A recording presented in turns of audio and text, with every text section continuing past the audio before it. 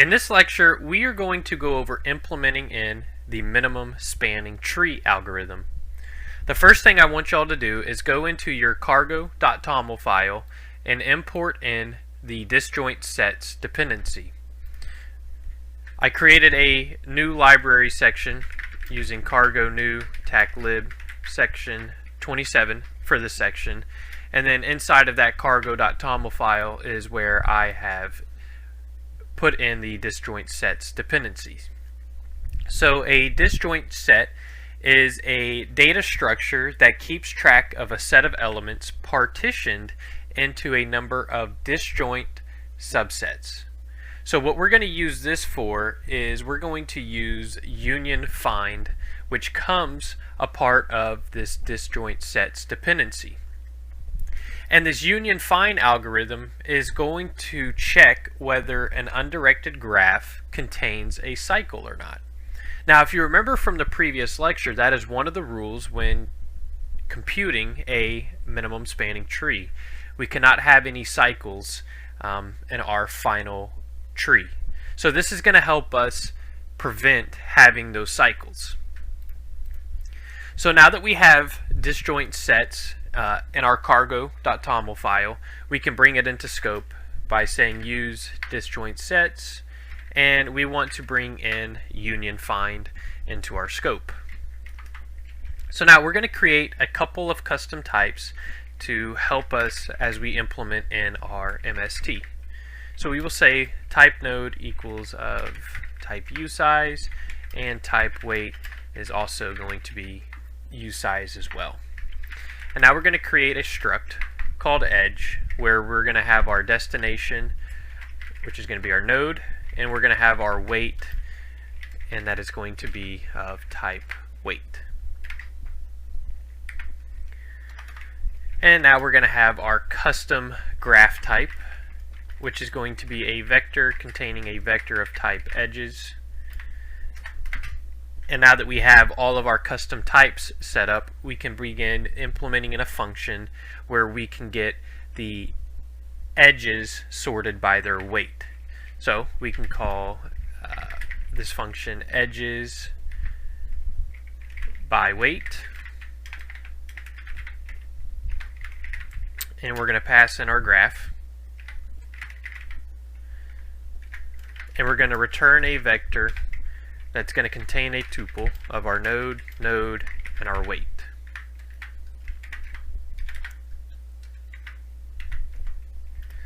And then here we will add an edges vector, and we will say for source dest in graph.iter.enumerate, so iterate through the entire graph and enumerate it. And then for edge in dest, we want to push in our edges. So edges dot push source dest edge dot dest, and then edge dot weight.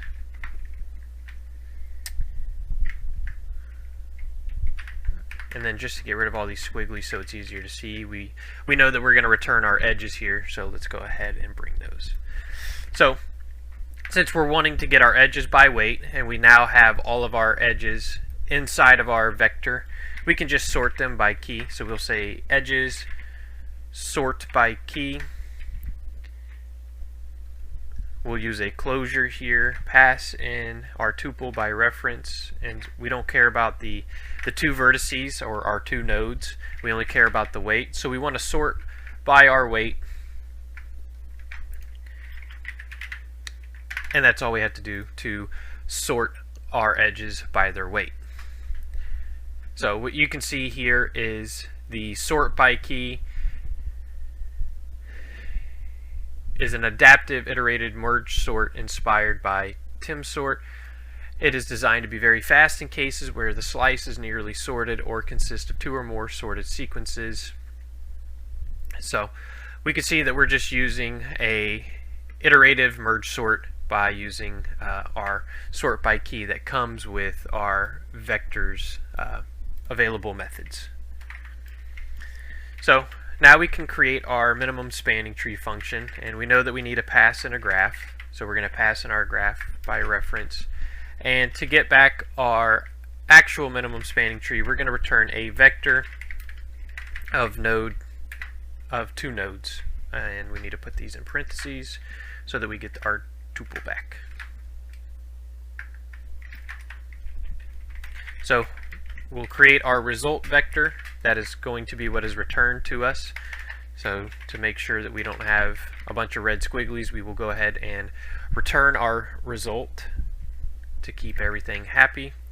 And now we will say let mute, and we will call this union find, and this is going to be equal to union find new graph dot length. So again, if you remember, the union find algorithm is going to be used to check whether an undirected graph, which is what we are going to use, contains a cycle or not. So that is what we're doing here with union find. We are checking to make sure that we are not using a graph that is going to contain a cycle. So we can say for source dest, we don't care about the weight in this case, in edges by weight of our graph. So now that we have all of our edges sorted by their weight, which we are getting by calling this, we can say if not union find dot equiv, so it determines whether 2 elements are in the same set. So we're going to see if source and dest are in the same set, and if they're not, then we want to union find union, and that is going to join the sets of the 2 given elements. So and then it's going to return whether anything changed. So if the sets were different, we return true, otherwise return false. So we will unionize the 2 sets from source and dest, and then we will push this result onto our vector. So we will say source and dest, and it looks like it's, oh, we need to make it mutable. There we go.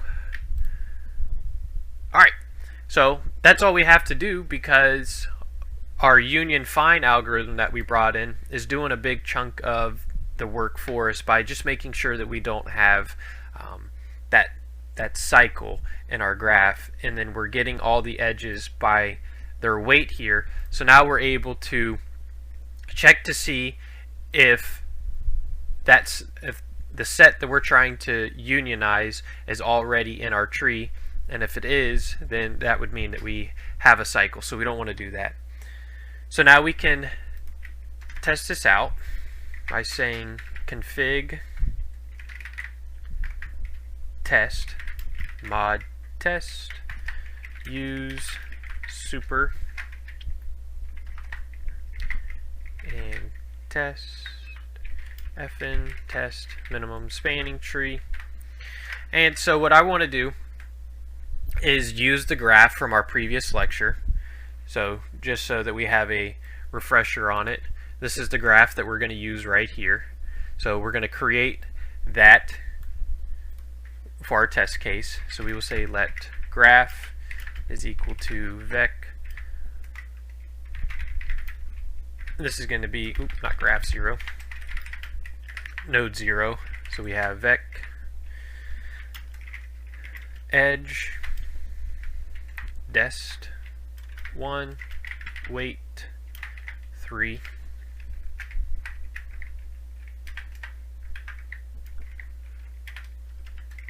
edge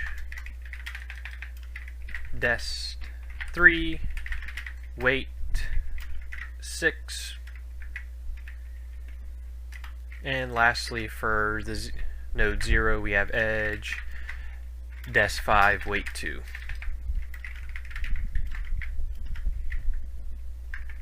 Alright,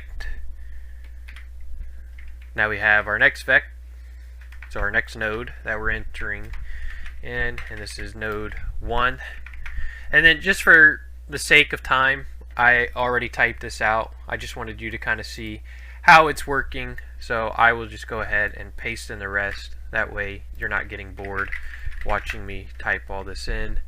And let's see who is not happy here. Closing delimiter. Let me just copy the entire. There we go. That should be happier now. What did I not close? Let's see what we got. Missing structure fields. Dest. Oh.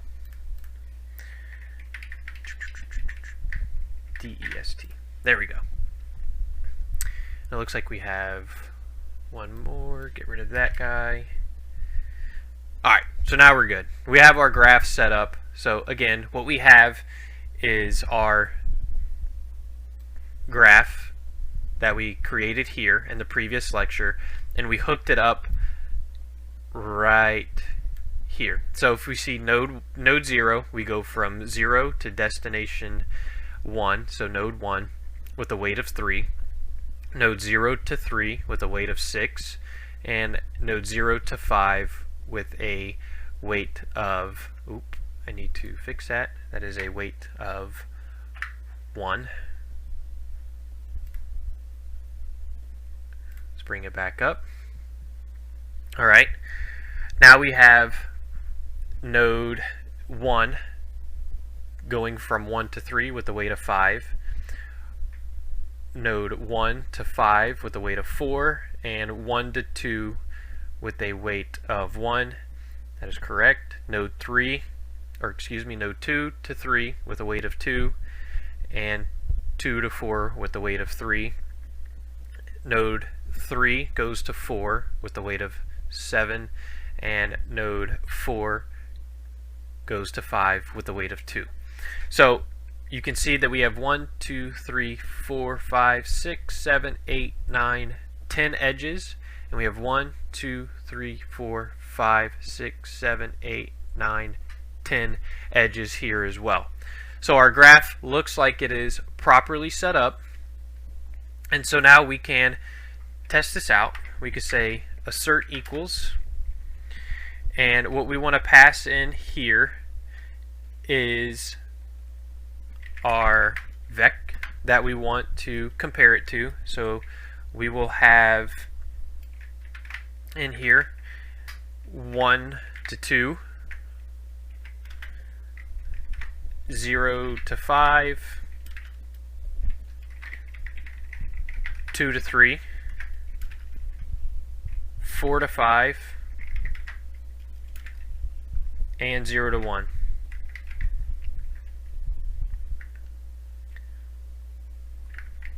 And we want to compare this to MST and graph.